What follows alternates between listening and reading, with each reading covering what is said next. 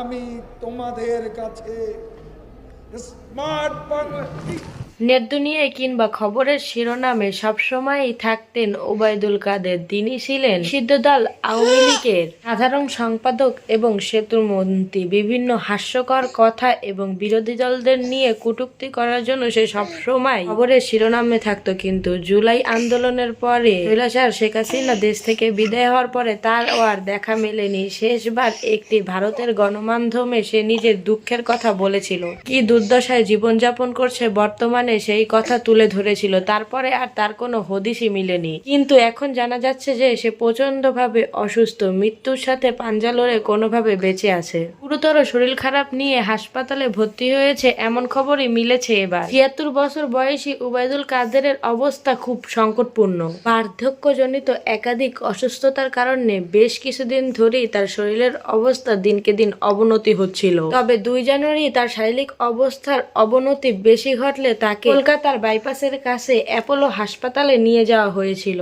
সেখানে তাকে ভেন্টিলেশনে নেওয়া হয়েছিল। তবে চিকিৎসকেরা জানিয়েছে তিনি এতটাই দুর্বল হয়ে গিয়েছে যে নতুন করে কোনো চিকিৎসাই আর নিতে পারবে না। তাই হাসপাতাল কর্তৃপক্ষ জানিয়েছে এই সংকটপূর্ণ অবস্থায় কলকাতার বাড়িতেই তাকে নিয়ে যাওয়া হবে আর সেখানে ঘরে বসেই চিকিৎসা করা হবে। বাড়িতে বসেই তাকে চিকিৎসক এবং লাইফ সাপোর্টের মাধ্যমে বিভিন্ন চিকিৎসার মাধ্যমে তাকে বাড়িতেই বেঁচে রাখা হবে যতদিন সে বেঁচে থাকবে। শোনা গো আমার। এছাড়াও দীর্ঘদিন ধরে সে হৃদরোগে ভুগছে। ১৯ সালে এই হৃদরোগে শ্বাসকষ্টজনিত সমস্যা নিয়ে হাসপাতালে ভর্তিও হয়েছিল উনি। মানুষের রক্ত পানি করার টাকা আত্মসাৎ করার পরে এখন তার রক্তে ৩টি নালী ব্লক হয়ে গেছে। অবশ্য চিকিৎসার মাধ্যমে একটি রক্তনালীর ব্লক খোলা গেল, বাকি ২টি খোলা যায়নি। একটি খোলার পরেই তার শরীরের অবস্থা কিছুটা ভালো হয়েছিল। লাস্ট অডিও রেকর্ডে সে বলেছিল তিনি বা তার দল কোনো রকম দোষ করেনি, এর জন্য আর ক্ষমতায় আসার আগ পর্যন্ত সে কোনোভাবেই ক্ষমা চাইবে না জনগণের সাথে অপরাধ করার জন্য। এদেরই কপাল ভাই, মরবে তাও দেশের মাটি পাইবে না।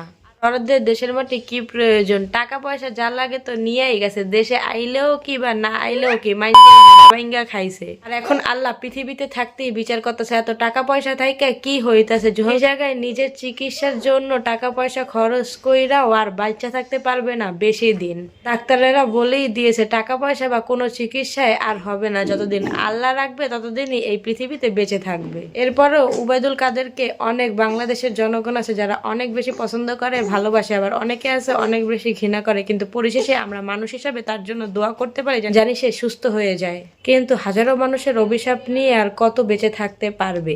এমনটা জানি না হয় হাইগাগু মুইত্তা খায়। নিঃসন্দেহে তুই ঠিক কথা বলেছিস।